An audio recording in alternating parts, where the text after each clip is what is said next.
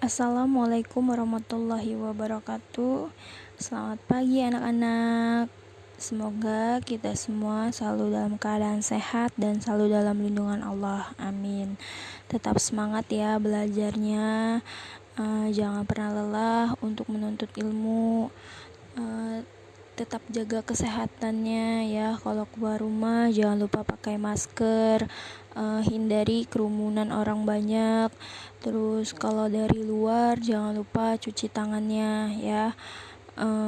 Dan sholat 5 waktunya juga jangan ditinggalkan ya. Nah, hari ini kita masuk ke tema 3 ya. Subtema 1, pembelajaran 1 ya. Silakan dipersiapkan alat tulis dan bukunya ya. Nah, sebelum memulai pembelajaran, mari kita bersama-sama berdoa dari rumah masing-masing supaya pembelajaran hari ini berjalan dengan lancar, dan kita berdoa supaya pandemi ini berakhir agar kita dapat bertemu kembali di sekolah kita tercinta. Berdoa dimulai. Selesai. Tujuan pembelajaran: siswa mampu membuat daftar pertanyaan untuk persiapan wawancara dengan tepat. Siswa mampu mengidentifikasi karakteristik dataran tinggi, rendah, dan pantai, serta pemanfaatan sumber daya alamnya bagi kesejahteraan masyarakat. Nah, sekarang kita masuk ke subtema 1, pembelajaran 1 tentang hewan dan tumbuhan di lingkungan rumahku ya. Silakan dibuka buku paketnya. Buku paket tema 3 halaman 1. Sebagian besar masyarakat Indonesia mengonsumsi nasi sebagai makanan pokok. Apakah kalian tahu bahwa nasi berasal dari beras dan beras berasal dari padi? Mari kita mengenal padi ya. Nah, di halaman 1 ini ada sebuah teks ya. Mari kita baca sama-sama ya. Padi adalah tanaman yang sangat penting di Indonesia. Padi menghasilkan beras. Banyak penduduk Indonesia yang mengkonsumsinya. Padi dapat tumbuh di daerah panas dengan curah hujan tinggi. Daerah utama penghasil padi adalah Jawa Barat, Jawa Timur, Jawa Tengah, Sulawesi Selatan, dan Sumatera Utara. Karawang, Jawa Barat, dikenal sebagai lumbung padi nasional. Pertumbuhan padi dibagi menjadi 3 tahap besar. Pertama-tama, benih atau biji padi dimasukkan ke dalam karung goni dan direndam 1 malam di dalam air mengalir, supaya perkecambahan benih terjadi bersamaan. Selanjutnya, benih-benih ini ditanam di lahan sementara. Bibit yang telah siap dipindah tanamkan ke sawah, biji atau benih tadi akan tumbuh berkecambah hingga muncul ke permukaan. Bakal akar dan tunas menonjol keluar, lalu batangnya memanjang. Petani juga mengairi, memberi pestisida dan pupuk pada tanaman padi. Selanjutnya, tanaman padi berbunga hingga gabah matang, berkembang penuh, keras, dan berwarna kuning. Gabah adalah bulir padi yang terbungkus dalam sekam atau kulit padi. Gabah ini nantinya yang akan dijadikan benih lagi. Tahap pertumbuhan padi berlangsung antara 110 hari hingga 130 hari.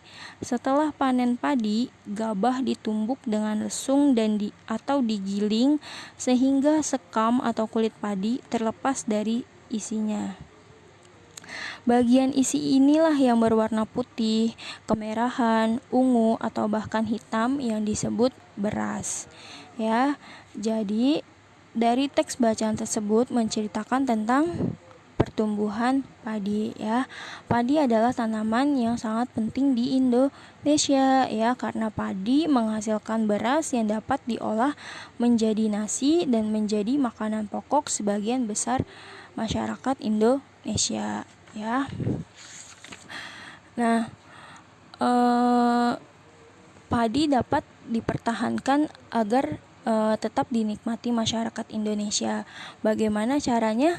Ya, kalian bisa lihat di halaman 4 cara untuk mempertahankan padi agar tetap dapat dinikmati masyarakat Indonesia ya. Yang pertama, menjaga bibit agar dapat ditanam kembali. Yang kedua, menjaga lahan pertanian.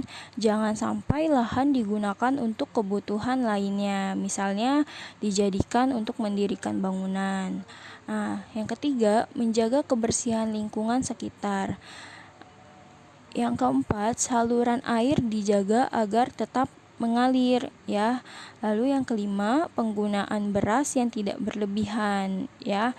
Nah, sekarang kita masuk ke bahasa Indonesia ya, yaitu tentang wawancara ya.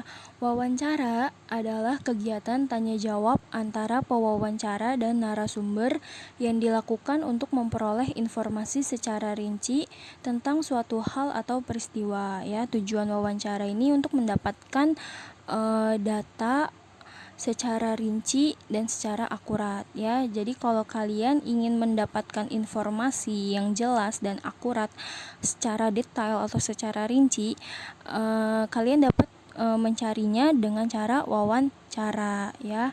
Nah, wawancara ini dilakukan oleh 2 orang atau lebih.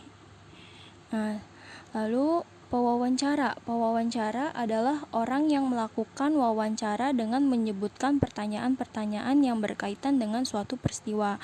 Ya, pewawancara adalah orang yang mengajukan pertanyaan yang berkaitan dengan data yang ingin diketahuinya ya, atau informasi yang ingin diketahuinya. Nah, sementara narasumber adalah orang yang diwawancarai dan memberikan informasi sesuai dengan peristiwa yang terjadi ya. Narasumber adalah orang yang menjawab pertanyaan-pertanyaan yang diajukan oleh pewawancara ya.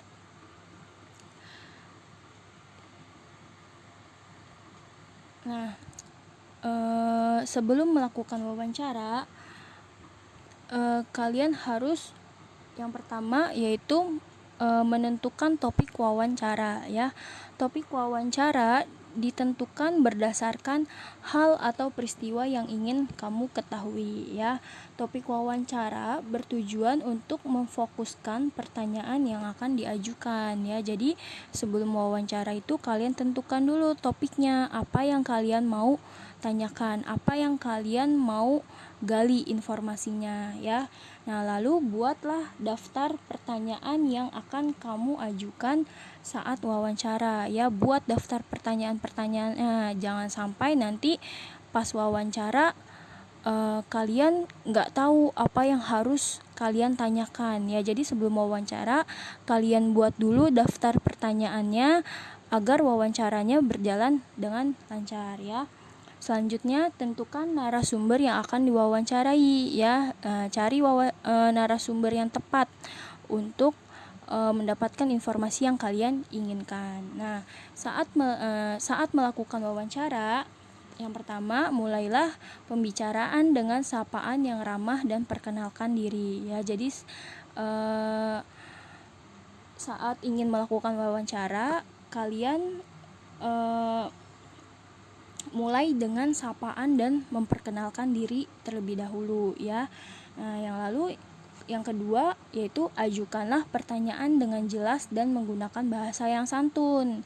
Nah, yang ketiga, catatlah jawaban yang dijelaskan oleh narasumber ya. Jangan lupa dicatat jawabannya, yang jawaban dari narasumber yang ingin kalian dapatkan ya. Nah, yang keempat, akhirilah wawancara dengan kesan yang baik dan menyenangkan ya. Nah, hal yang perlu diperhatikan saat wawancara yaitu yang pertama, pertanyaan yang diajukan sebaiknya memakai kalimat yang efektif dan mudah dipahami ya. Yang kedua, penampilan dan sikap saat melakukan wawancara harus santun. Nah, yang ketiga, tidak menyela narasumber saat memberikan penjelasan. Oke. Nah, sekarang kita masuk ke IPA ya, tentang kerusakan lingkungan. Manusia berinteraksi dengan sesamanya maupun dengan lingkungan. Interaksi antara manusia dan lingkungan yang tidak seimbang akan menimbulkan berbagai masalah. Tidak jarang manusia merusak lingkungan untuk kepentingan dirinya tanpa memperhatikan kelangsungan hidup hewan dan tumbuhan. Nah, berikut ini contoh kegiatan manusia yang menyebabkan kerusakan lingkungan, ya. Yang pertama itu kebakaran hutan, ya. Nah, manusia biasanya membakar hutan itu untuk kepentingan pribadi maupun kelompok dengan tujuan untuk membuka lahan perkebunan atau pertanian. Nah, tanpa disadari, perbuatan ini dapat mengakibatkan hilangnya habitat dan sumber makanan bagi makhluk hidup lainnya, ya, atau bagi satwa. Nah, yang kedua ini menggunakan bom dan pukat harimau untuk menangkap ikan di laut, ya. Pukat harimau itu adalah jaring yang besar dan panjang untuk menangkap ikan, ya. Nah, menangkap ikan dengan menggunakan bom dan pukat harimau ini akan mengakibatkan rusaknya terumbu karang dan kematian hewan laut lainnya. Ke IPS, ya, kenampakan alam dan pemanfaatannya. Kenampakan alam adalah segala sesuatu yang terjadi secara alami yang disebabkan oleh peristiwa alam.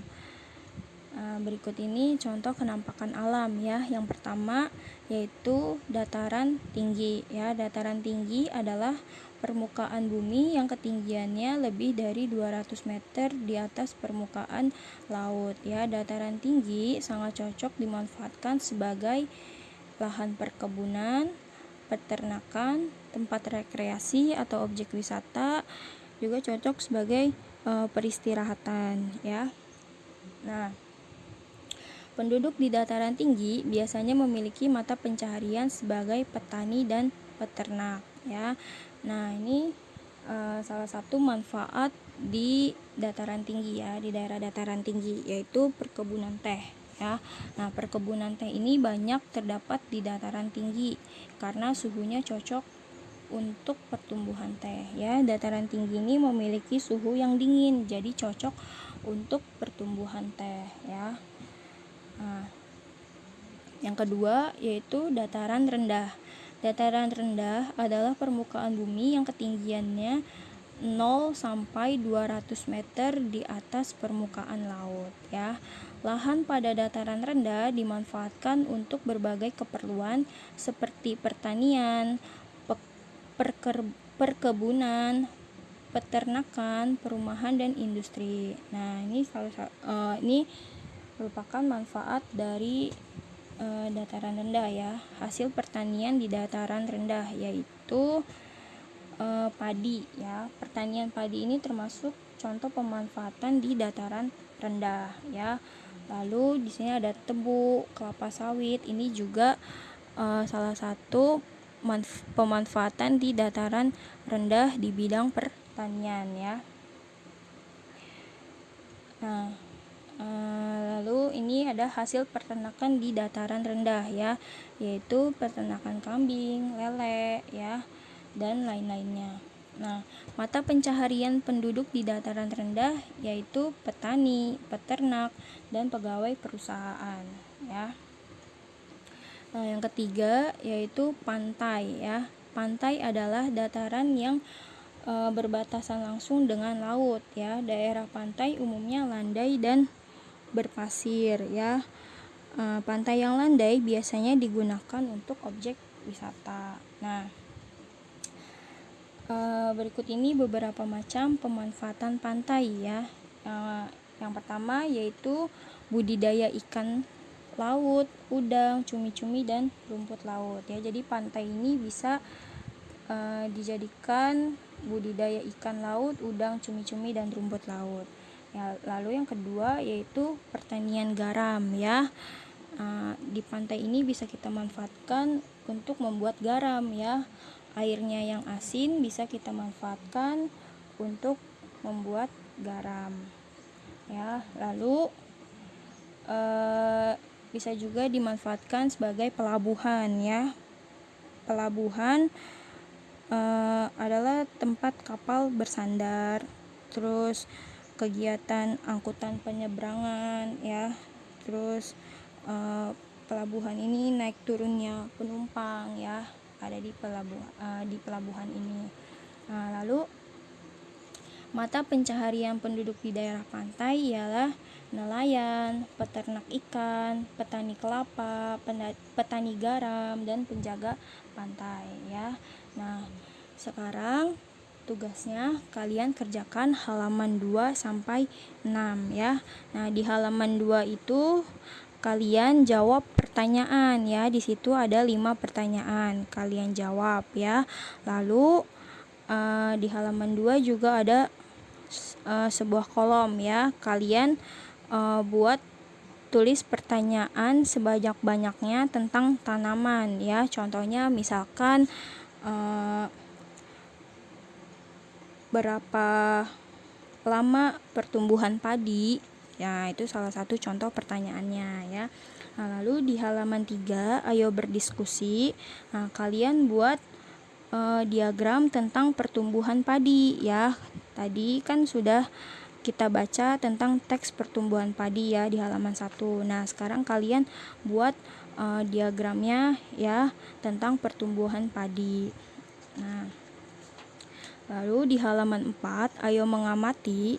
Kalian buat pertanyaan sebanyak 5 pertanyaan tentang gambar yang ada di atasnya. Nah, dari ketiga gambar yang ada di halaman 4 ini kalian buat pertanyaannya ya, buat 5 pertanyaan.